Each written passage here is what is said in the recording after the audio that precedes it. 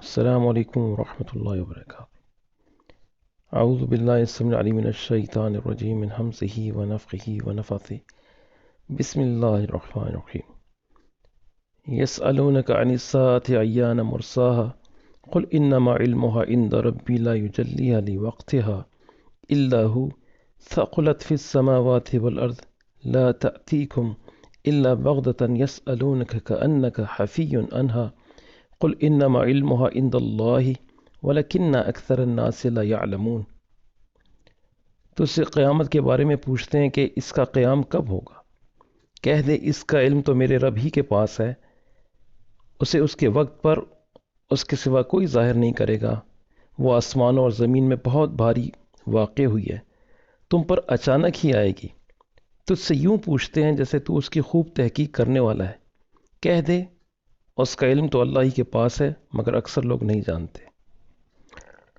یسألک الناس عن الساعۃ قل انما علمها عند اللہ وما یدریک لعل الساعۃ تکون قریبا۔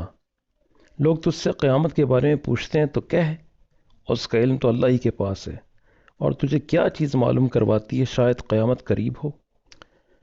آج ہمارا موضوع قیامت کی نشانیوں کے بارے میں ہے، اور یہ ان 5 چیزوں میں سے ایک چیز ہے جس کا حقیقی علم صرف اللہ تعالیٰ کو ہی ہے۔ اور یہ جو آیات آپ کے سامنے میں نے بیان کی ہیں، اس میں اللہ تعالیٰ فرما رہے ہیں کہ تمہارے رب کو ہی قیامت کا علم ہے کہ وہ کب آئے گی۔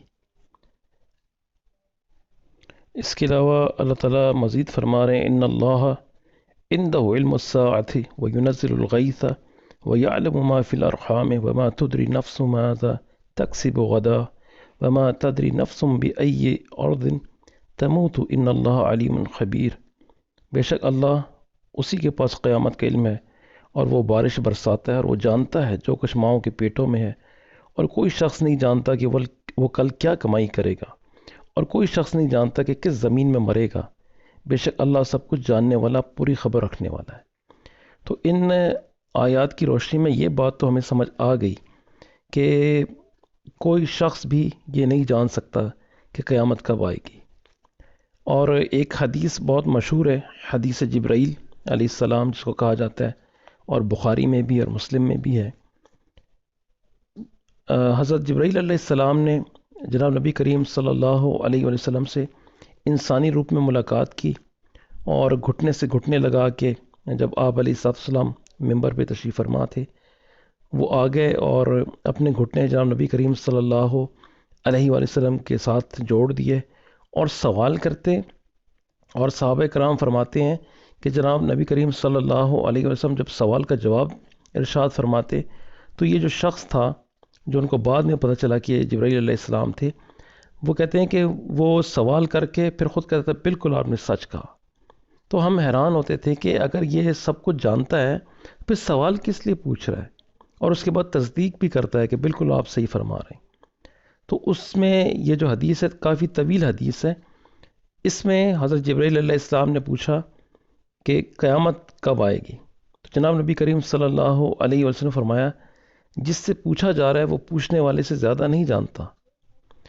تو پوچھنے والا حضرت جبرائیل علیہ السلام جو انسانی شکل میں تھے، اور جناب نبی کریم صلی اللہ علیہ وسلم فرما رہے ہیں کہ جس سے پوچھا جا رہا ہے وہ پوچھنے والے سے زیادہ نہیں جانتا۔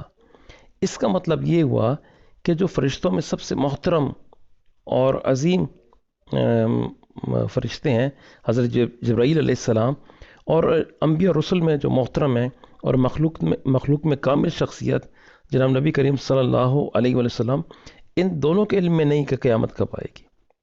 تو پھر کسی اور کو کیسے علم ہو سکتا ہے کہ قیامت کب آئے گی؟ اور یہ جو آیات میں نے آپ کے سامنے بیان کی اور یہ حدیث، یہ کلیئرلی اس سے پتہ چلتا ہے کہ قیامت کا علم صرف اللہ تعالیٰ کی ذات کو